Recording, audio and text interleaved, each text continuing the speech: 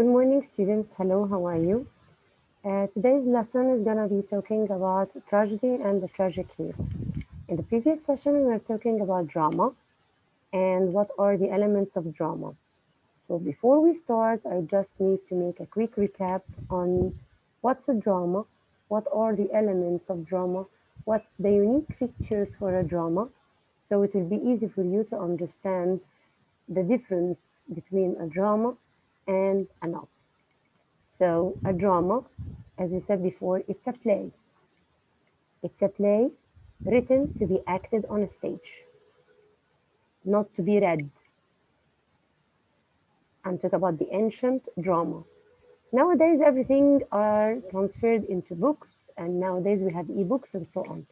But previously, when they start writing drama, they wrote it only to be acted on a stage. When I'm talking about a drama, I'm talking about a conversation or a dialogue between characters. So when I say dialogue, it's a conversation between two characters or more. But sometimes we find out that one character is only talking on a stage. So we call this monologue. So we have dialogue and monologue. The monologue is also divided into two parts. Do you remember? We mentioned there are two parts or two the categories of monologue. We have soliloquy, coming from the word solo, alone, and aside. The soliloquy, when a character is completely alone on stage, and the stage is completely dark, and the spotlight is on the character, and he's talking about his own feelings, his own emotions, thoughts, dreams, and so on. Like in Hamlet, if you remember when he said, be or not to be, that's the question. So he was talking to himself, okay? But the audience were listening to what he was saying. On the other side, you have the word aside. Of course, it's very clear what's meant by aside. When I ask you step aside, okay, it means that you're gonna go a little further, go away from the group, for example. So when I say aside, it means that again the character is gonna be alone, okay, but the other characters are on the stage. It means that he takes a side, he moves away from the group of characters who are on the stage and start reflecting on their actions. So that's why we call it aside. So it's a play written to be acted or performed on a stage. It is written in a conversational way. This conversation can be divided either into dialogue or monologue. The monologue is divided into soliloquy or aside. Then we find out that the drama is divided into acts, and the acts is divided into smaller parts, which is scenes. The written work of a drama is called a script. In this script, we find out that the playwright or the dramatist, who is the person who writes the drama, is going to give some directions for the actors or for the characters to know their movement, to know the setting, to know how they're going to express their feelings, how they're going to say this sentence, in what manner they're going to say it. And of course, you find it written in italics, and all the time they are written in parentheses. It is written in parentheses.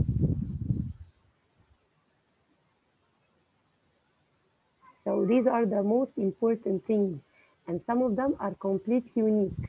Concerning acts and scenes, it's unique for the drama, monologue and dialogue, soliloquy, aside, all these are unique features for a drama. Because if you are going to look at the novel, you're going to find that it's completely different. The novel is divided into chapters.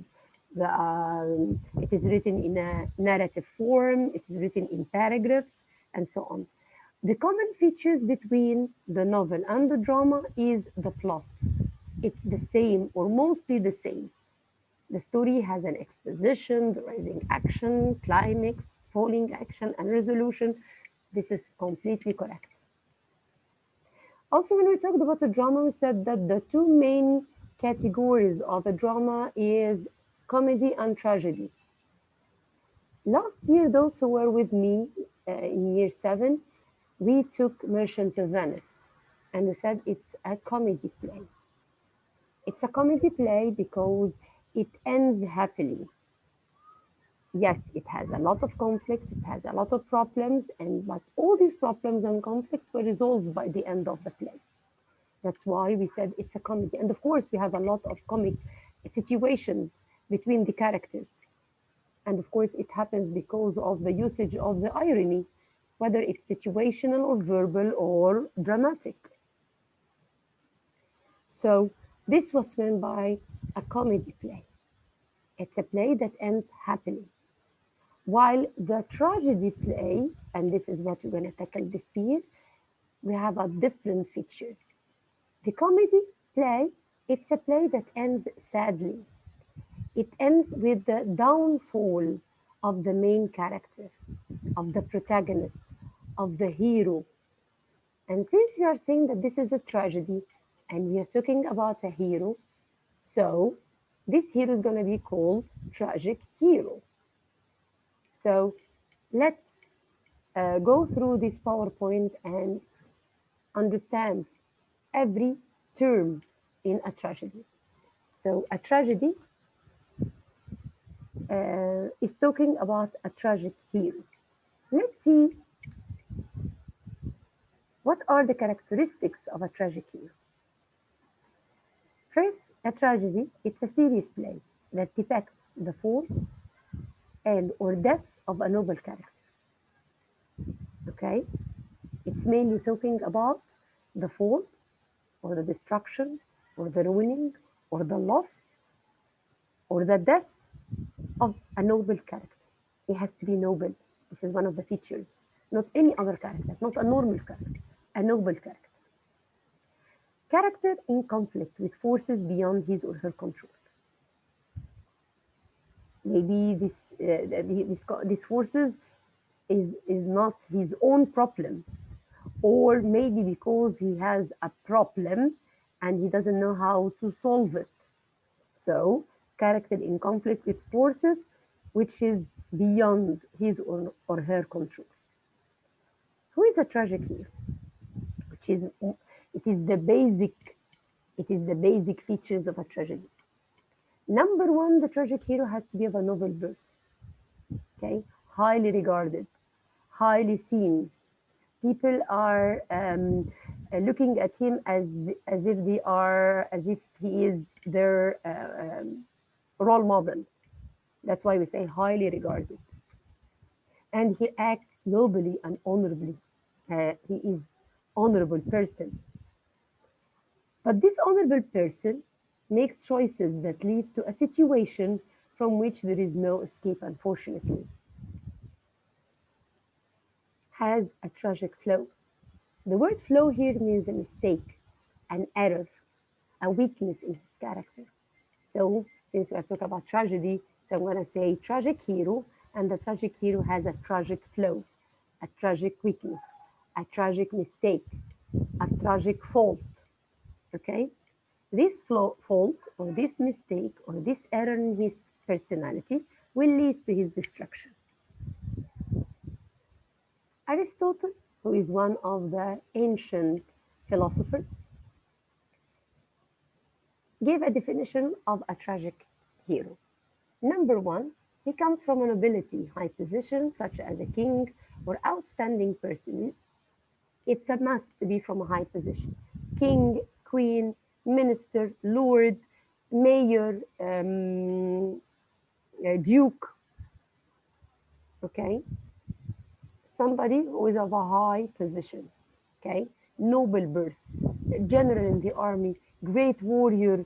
Somebody look at him as a role model and he has a great impact and he has to be from the highest hierarchy in the society, the highest from the top of the hierarchy of the society.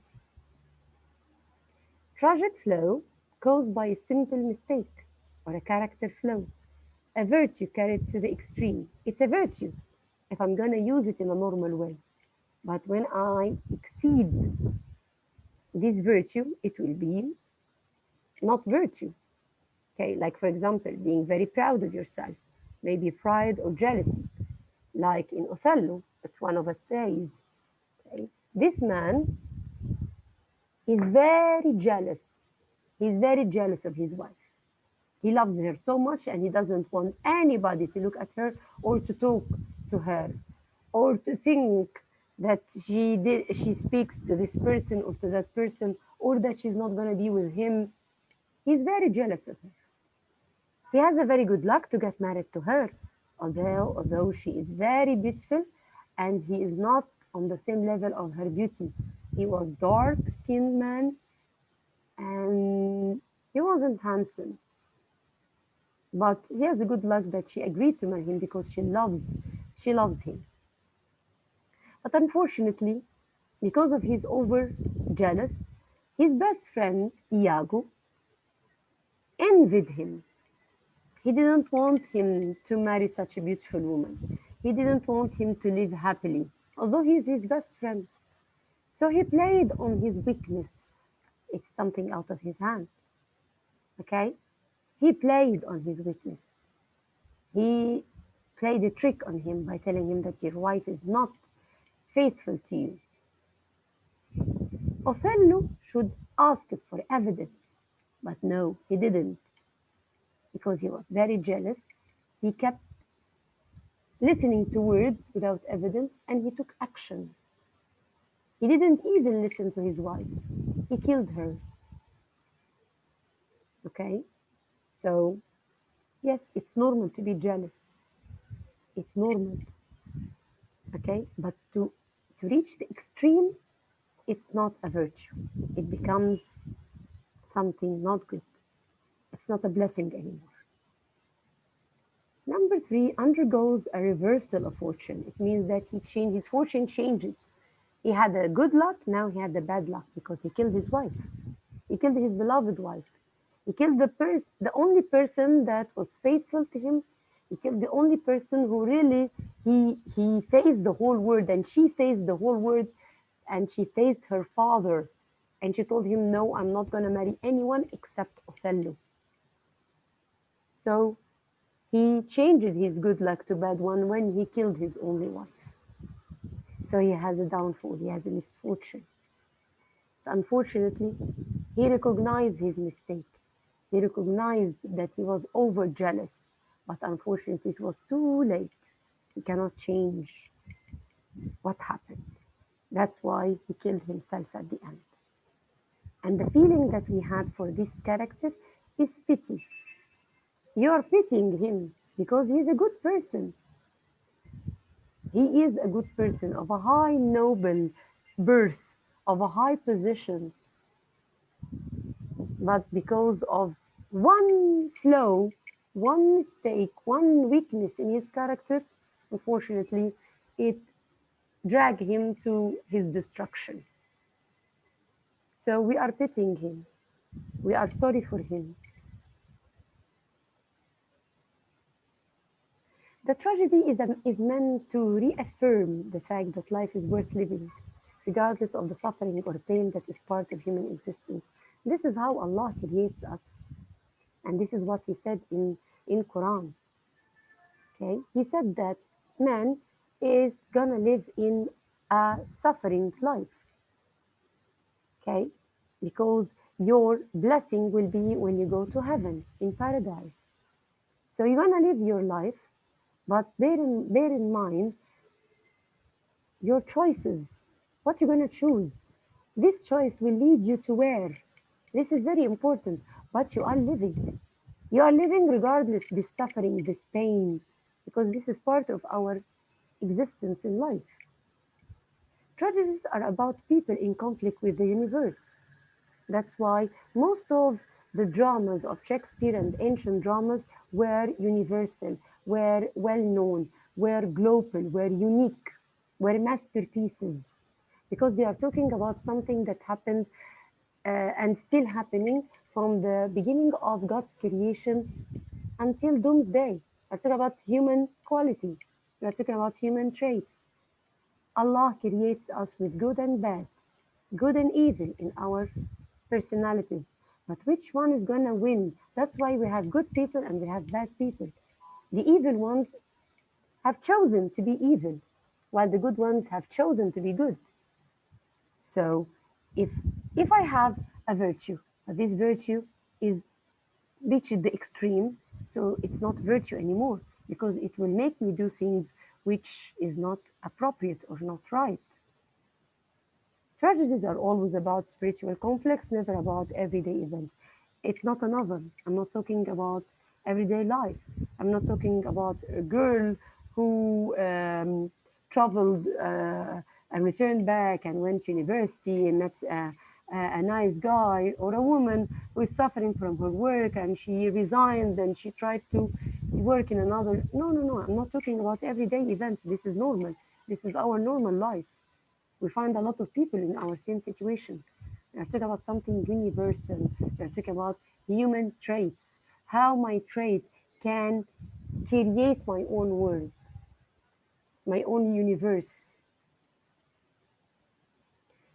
Tragic action arises from a character's inner conflict. This is the tragic actions, the struggle within you, within the character himself. He doesn't know what he should do. Should he listen to his mind or should he listen to his heart or should he listen to other people, whether these people are good or bad? This is the conflict. A tragic protagonist must have magnitude. His struggles are great because he's important to society. That's why his struggles are great for us because he is acting like a role model. He has a great impact on these people. People are looking at him, looking up at him. The tragic protagonist must fall from high to low. This is one of the characteristics. That's why we said he's a tragic protagonist. He was in a high position, and because of his actions, because of his deeds, because of his error in his personality, he dragged to low. They will have noble soul. The audience must care about the tragic protagonist. The tragic protagonist is a decent person. We said he is from a noble birth, but not perfect. Nobody is perfect. But again, I'm not talking about an ordinary person. I'm not talking about a normal person. I'm not talking about a student. I'm not talking about a teacher. I'm talking about a doctor. No, I'm talking about a person who is in a high position. His position has a great impact on other people, like a king. If this king is a tyrant, it affects all of us. If this king is good, so all of us will love him. If this king is good but unwise, it also affects us because of his decisions, irrational decisions. Okay, all of it, all what you're talking about is how this character, how this great character, high position, noble birth person has an impact on our life. He usually suffers from pride, as shown through character flaw or error in judgment. Once the transgression is realized, the character enters the stage of recognition and will undergo a reversal of fortune or fall from high to low. Unfortunately, this character will realize that he made something wrong, but he will realize that at the end, when there is no change, when I cannot reverse the action, it's done. He killed his wife, done. He cannot reverse it. At that moment, he realized the mistake that he has done. He realized what is his mistake, what is his fault, what is his error in his personality. In other words, the character grows and gains self-knowledge. No, he understands what he has done, but it is too late. The protagonist's action should arouse feelings of both pity, fear, and compassion in the audience. Since he is the hero, and since he is a good person, but he has a flaw in his character, not a villain. I'm not talking about a bad person. I'm not talking about the antagonist. I'm talking about a good person, noble birth, high position, a role model, had a great impact on other people, lovable, admirable by other people, okay? But he did something wrong. So the feeling of the audience is not hatred. You don't hate him. You pity him. You are sorry for what he has done and how his fortune changed to misfortune. Pity because the protagonist is better than we are, as we place ourselves into his position. This is empathy. Fear because we too don't know our future or fate. We are fear because normally a lot of people may have the same fault. A lot of people may have the same error, the same weakness. A lot of us are over jealous. A lot of people are over ambitious. A lot of people are over irritable or over hesitant. You don't know what I'm going to do this or do that. Okay? You cannot take a decision. You're all the time hesitant. This will lead to a disaster. If you cannot take a decision, this will lead to a disaster. Okay? However much of the audience may feel for the character, it doesn't leave with depression. By the end of the play, the audience should be purged of pity and fear, so they go through a catharsis, purgation of pity and fear. The tragic protagonist must ask the first and the last of all questions. What does it mean to be? He must face the world alone, unaided, and it means no one is supporting him, and kick against his fate. We start the drama, or we started the tragedy with the protagonist, with the tragic hero, in conflict whether to do this or to do that. And the story ends with the protagonist realizing what he has done and the destruction of his life.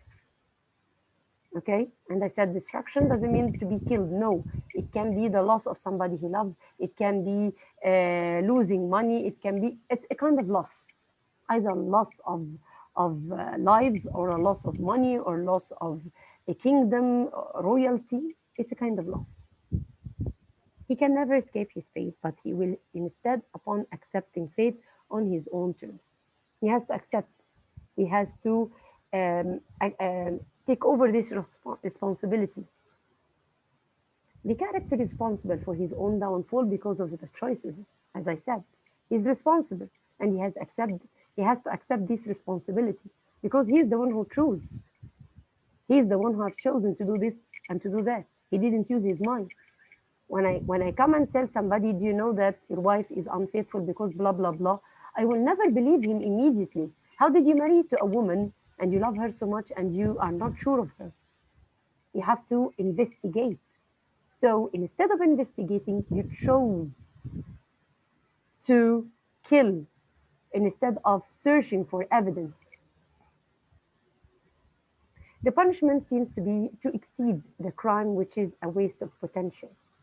The character doesn't want to get ahead, but does want to die honorably. Yes, this is what he wants to. In most of the plays, okay, the character wants to end his life honorably by being killed, or by death, or by committing suicide, because he cannot live. He cannot continue his life. He can't. The character goes beyond the call of duty and takes responsibility for others. Let's know some terms, which is Roman and Greek words from the ancient drama written by Aristotle. He's one of the philosophers. We are talking here about hamartia, which is a fault, an error of judgment, sometimes known as the tragic flaw because it represents a fatal weakness that caused the downfall of the protagonist in tragedy. This hamartia may be caused by inherited weakness. Maybe this weakness is inherited. I inherit this from my father, for example. By faulty character traits or by poor judgment. Whatever the cause, the result is action or inaction that leads to destruction or death. Hybris, which is arrogance, which is pride, الغرور, excessive self-pride and self-confidence, refer to the emotions in Greek tragic heroes that led them to ignore warnings from the gods and thus invite catastrophe. Herpes is that form of hamartia that stems from overbearing pride and self-assumed superiority. I believe that I'm big enough or old enough or I'm knowledgeable enough to know everything. So this is self-confidence. I ignore anybody who says anything. I believe I'm better than everyone. So because of my arrogance, because of my self-confidence, this led to my destruction. The original sin of the Greek tragic hero is herbs, believing that one is godlike. They believe that they are like gods. They believe that they don't need a god. They are better than gods. Okay? Because they have self confidence. They can do everything, they know everything, they can accomplish any task. So, what is the benefit or what is the need for a god? Of course, I'm talking here about the ancient Greek. Okay? Nobody can be tempted into herbs except one who is exceptionally fortunate. I'm not talking about anybody, I'm talking about those who are high in position. That's why I said one of the unique characteristics or character trait of a tragic hero, he has to be of a high position because he believes that he reached a level of superiority that he is better than everyone. So he is knowledgeable, he has self-confidence, he is better than everyone. So he reached the point that um, I know, so nobody should doubt me. Catharsis, okay, which means to clean or to purify. Because after watching a drama, this is what we feel. When you cry, you feel relief. When I cry, when I watch something, I feel relief. It touches me. That what I have watched, okay, or what I have heard, it touched me in a way or another. Okay, when I pity someone, why when I sympathize with somebody, okay, this means that there is a kind of emotions. There is a clarification of some emotions, and this clean our feelings. Okay, so refers to any emotional discharge that brings about an emotional or spiritual renewal or welcome relief from tension and anxiety. An audience filled with confusion and unhealthy emotions such as pity and fear comes to see a play developing make-believe actions that would be harmful if occurring in real life. It participates emotionally in the dramatic action and goes away psychologically, cleansed, purged of injuries, healings, and sensation. Okay? I'm talking about something real. I'm talking about character traits. Any, all of us has a kind of weakness in our character, but you're afraid that you might be one of them. You might have this weakness, and this weakness will make you do something wrong. So you will start thinking, okay, what's going to happen if I was in his shoes? If I have this weakness, can I do the same? Can I reverse my fortune? Can I destroy myself?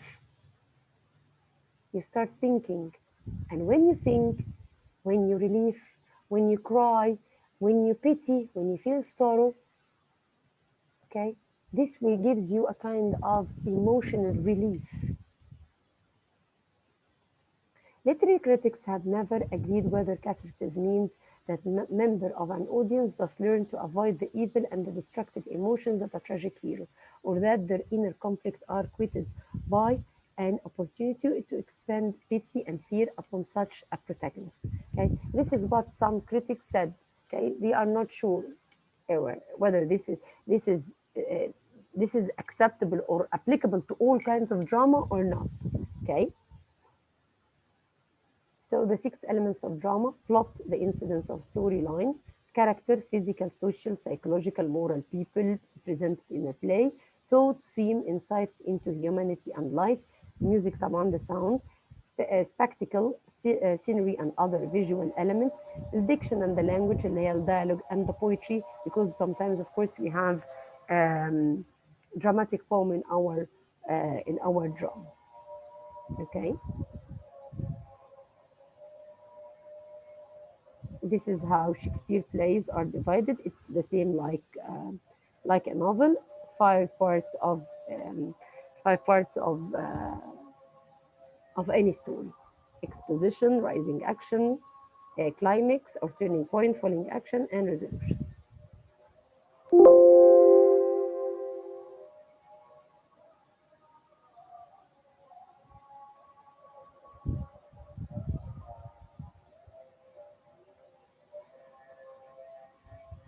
Okay, now let's talk about something else.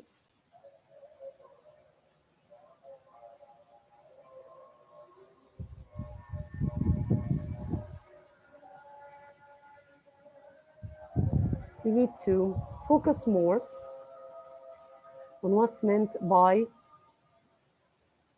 a tragic hero.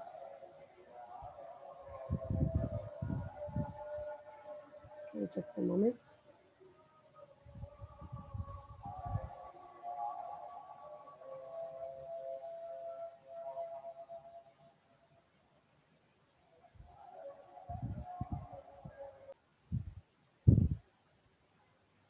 Okay, we're just gonna highlight few points just to recap what we have just said. Okay, the traits of a tragic hero, as we said, that he has to be basically a good character. Okay, and this arouses a feeling of pity and fear from the audience part. We said that he is essentially admirable, good, and usually of noble birth. Okay, I feel pity for this person, but if he is a villain or he is a bad person, I cheer up if this bad person died, but I will never cheer up. I will be sad if this noble person, admirable person, unfortunately meet his downfall.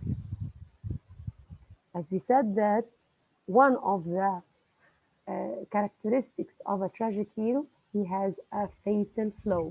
He has a tragic error. He has a tragic weakness. Okay? He has a weakness in his character and he cannot change it. Okay? Unfortunately, this error or this weakness will lead to a catastrophe, will lead to a problem in his life. Another trait, which is a reversal of fortune, it means that he change from high to low. His fortune will fall from high to low. The fourth trait, which is self-realization, okay, he will realize what he has done wrong. Okay, he himself or she herself will realize what he has done wrong. But unfortunately, it will be too late to change. Then there is a feeling of relief. You feel satisfied. You feel relief from what you have seen. Okay. And this we call it catharsis. Okay. Because the audience will feel pity him because he's not bad. He is not bad. But because of a weakness, he did something wrong. But this wrong thing led to his destruction or led to his ruin or led to his death, for example. The most important thing I want you to know that there isn't anything called innocent victim in a tragedy. There is nothing called innocent victim because it depends on your choices. Nobody told you what to do or not to do. It's your own choice. There is nothing called innocent victim in tragedy, nor can a genuinely tragic downfall ever be purely a matter of blind accident. No, it's not an accident.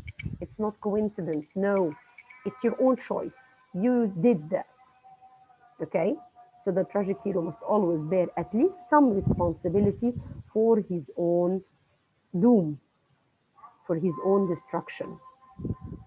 And these are the five characteristics of a tragic hero.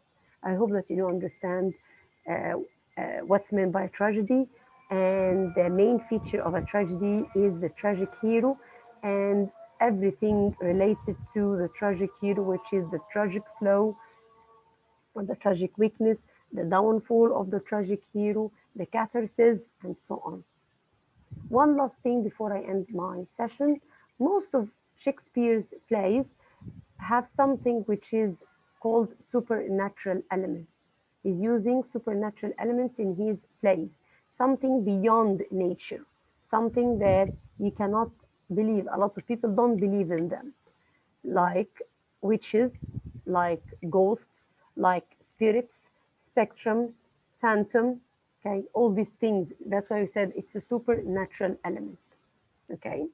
I hope that you enjoyed our session, and you do understand now what's a tragedy and the difference between tragedy and comedy, and what are the character traits of a tragic hero.